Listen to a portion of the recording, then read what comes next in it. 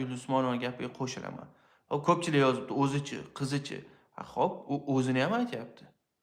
Qizini ham u tan olyapti. Mard bo'lib tan olyapti. Hayotini, qilgan xatosini mard bo'lib tan olyapti.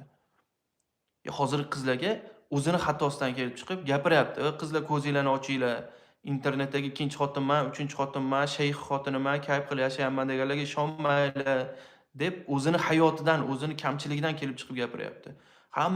Hamma hit qorduni ham gapirib tashladi, yozib tashladi, lekin 100% to'g'ri gap gapirdi. 100%. Men sizlarga bitta zo'r sirni aytaman-da, agar ayollar ko'rayotgan bo'lsanglar, unutmanglar. Erkak kishi sizlar ikkinchi xotin, uchinchi xotin oladi-ku. Masalan, o'ynatib yuradi, u yoqqa boradi, bu yoqqa olib keladi, pul beradi, boshqa qiladi. O'yinchoq u.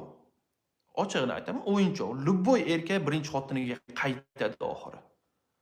Sizlar o'ylamanglar, birinchi oilasini tashab ketib, bo'ldi, men bilan yashaydi, umrim oxirigacha kayf-o'sha qilib, Dubay, shayx yuraman deb o'ylamanglar. U любой erkak o'ynaydi, tashlaydi, ketadi. Bo'ldi, o'zini